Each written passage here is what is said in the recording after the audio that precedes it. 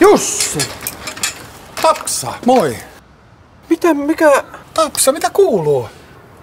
Jussi, mitä sulle kuuluu? Hetkinen, mikä tää on tää... Ei täs mitään.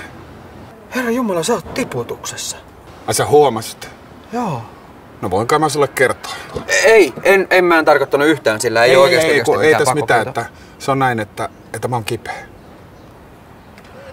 Joo. Mä maksoin itteni kipeäksi. Maksoit itses kipeäksi? Näin on. No en mä tiedä, onko se nyt sitten pitkään kipeä? Enhän mä voi tietää, kun lekuri käski tarkkailemaan tilannetta. Okei. No. Sun pitää varmaan rientää jo duuniin. Ei, kotiin mä oon mennyt. Kotiin? Joo.